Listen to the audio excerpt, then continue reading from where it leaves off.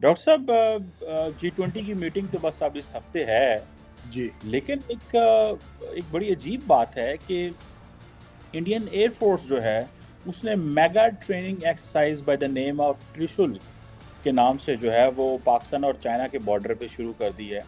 कहा जा रहा है कि ये जो ड्रिल्स हैं ये 4 से 14 अप्रैल के दरमियान होंगी। सितंबर। सॉरी, सितंबर में होंगी।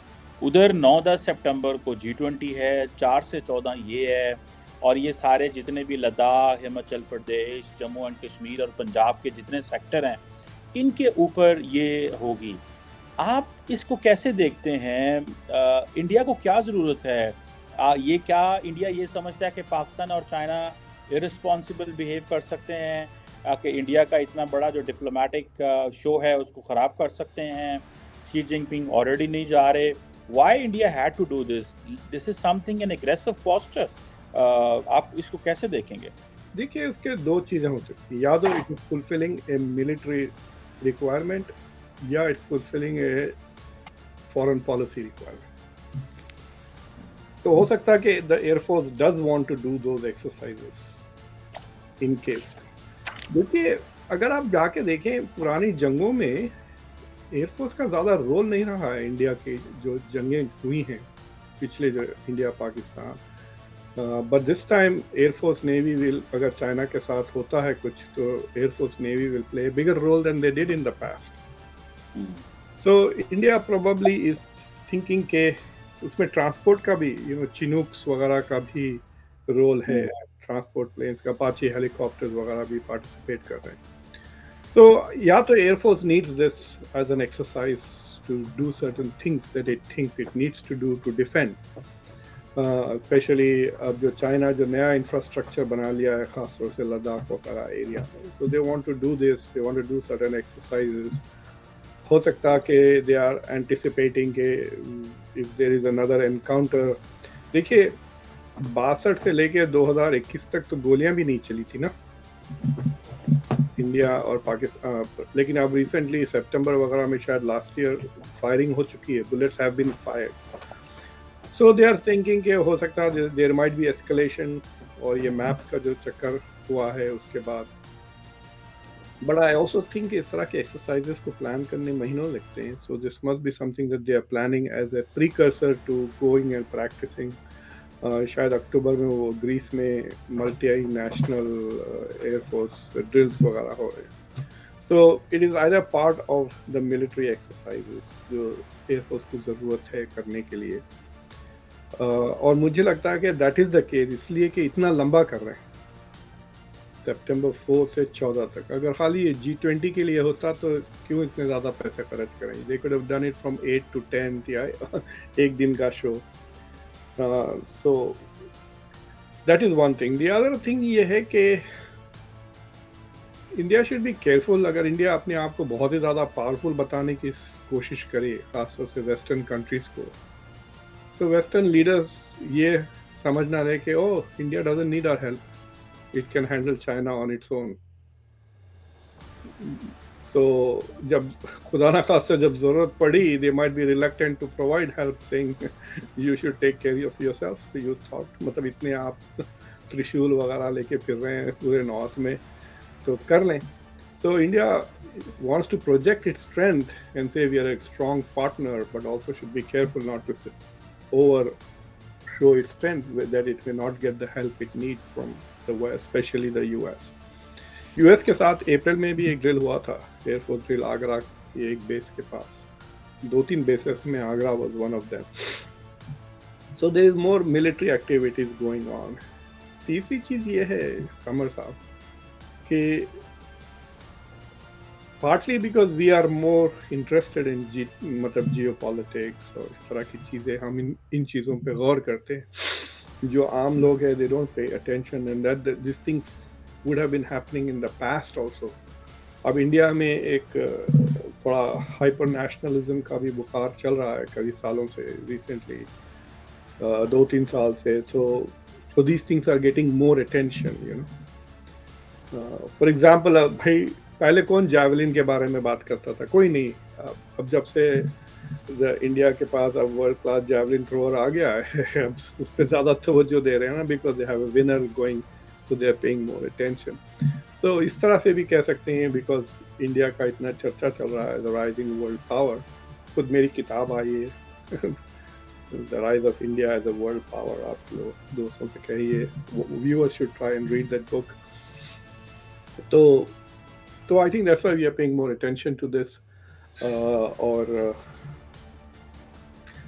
मतलब क्या फॉरेन लीडर्स क्या एक्सपेक्ट करें कि वो अपने होटल के कमरे में टीवी ऑन करेंगे तो देखेंगे ये show, like is Biden going to watch Mirages? Not really ना। तो but it will be in the front page of the newspaper, शायद they are hoping that there is, but I think this is all signal to China कि भाई we are not a pushover, we are ready for you. I think उसका मकसद वो है कि we have the basically ये तो America को भी, वेस्टर्न पार्टनर्स को भी बताने की ज़रूरत है ना कि हमारा जो मेन राइवल है वो चाइना है, और इसीलिए हम एक्सरसाइजेस कर रहे हैं। ये तो इनको एक जैसे वो कहते हैं ना कि एक brownie point sort of thing. Pakistan तो ऑलरेडी है ही है, लेकिन अमेरिका खुश हो जाएगा इस चीज़ से, और बहुत सारे लोग खुश हो सकते आई हैं। थिंक कि जो अप्रैल में अमेरिकन एयरफोर्स के साथ जो जॉइंट एक्सरसाइजेस हुए, और जो मालाबार जो हुआ, जापान के पास हुआ ना, ऑस्ट्रेलिया के पास हुआ शायद इस बार, राइट? पहली बार, यूजुअली यहीं होते। So it was like a quad exercise ना, क्वाड के पूरी नेवी एक्सरसाइज। आई थिंक वो दो exercises were more from a foreign policy and diplomatic perspective more powerful signals to China than ये solo event. मैं Chinese expert से जब बात किया एक दो, they are not worried about India's military capabilities. उनको इंडिया की, they are neither impressed nor worried. What they are worried about is the economic side of it.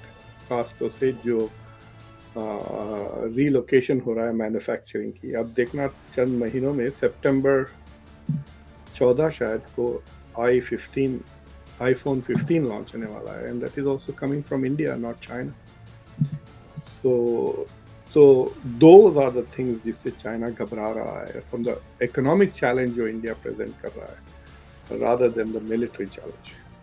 Military challenge तो वो तो यूएस से compete करना चाहते हैं ना। नेवी भी अब उनकी in terms of numbers is bigger than US. और मैं एक दो पेपर्स पढ़ा हूँ, ज़्यादा डिटेल्स में तो नहीं गया, बट दे आर सेइंग के it is smaller but more numerous, but लेकिन जो छोटे शिप्स हैं, छोटे destroy whatever, but they have more punch. तो साइज में छोटी है शिप, लेकिन carries more weapons, more guns, इस तरह। So they are trying to compete with the US navy. So, plus I think India is giving up on, I think, diplomacy with China. और वो पिछले हफ्ते इंडिया के retired military officers Taiwan भी गए थे। तो इंडिया ने पहले कभी ताइवान की सिक्योरिटी और मिलिट्री में इंटरेस्ट नहीं लिया था, लेकिन अब ले रहा है, because they think they might be in a battle. सब कह रहे हैं कि 4-5 साल में चाइना हमला कर देगा ताइवान पे। I don't know where they are getting that timeline from and why do they think that will happen. But देखिए, the US has become more powerful. आज का US is more powerful than the US 2 साल पहले। Plus US की economy भी ज़्यादा robust हो गई है पिछले, तो डॉलर भी काफ़ी मजबूत हो गया है। So the US is also more committed to Taiwan now than it was before. अब तो खुलेआम हथियार दे रहे हैं ताइवान के लिए, वेपन्स है बजट में। ठीक है, it's not very big amount, 400 million के करीब, 370, लेकिन उनको हथियार जा रहे हैं वो अमेरिकन पैसों से जा रहे हैं। जो बेच रहे हैं वो तो अलग ही है, लेकिन दे भी रहे हैं हथियार। So I have a feeling के the timeline के China will do something 3-4 years from now. China की economy is not doing very well. US economy is doing much better. India's economy is doing much better. Australia तो है ही वहाँ पे, and Japan is committed more to defense. आइंदा 2-3 साल में वो अपना डिफेंस बजट को डबल कर रहे हैं। So the Quad alone अगर आप देखें तो बड़ा मजबूत हो रहा है. So why do people think, unless they think है बिल्कुल ही बेवकूफ भेजा नहीं भूसा भरा हुआ है चाइनीज के दिमागों में. I don't see that China. देखिए परसेप्शन ये है ना कि यूएस यहाँ है, चाइना यहाँ है, लेकिन US is not alone. US is with so many allies. तो गैप बहुत ज़्यादा है. अगर आप यूएस के ऊपर जापान डाल दें, इंडिया डाल दें, ऑस्ट्रेलिया डाल दें, नेटो डाल दें, तो आप देखें कितना गैप है चाइना के साथ. So why is China thinking it is ready to take on the US? No. लेकिन डॉक्टर साहब आपको नहीं लगता कि when will it comes to proper military muscle showcase करने का वक्त आता है तो हर मुल्क उतनी अपनी कैपेबिलिटी भी नहीं दिखाता. नेटो में वो पैसे नहीं देते. आप यूक्रेन को देख लें क्या हुआ है, कल को लड़ना पड़ा तो सारे डिपेंडेंट हैं चीन के ऊपर. किसी जान जानी है सारा. अभी रशिया की सप्लाई चेन से वरिड थे, वो चाइना की सप्लाई चेन पे किधर जाएंगे. ये तो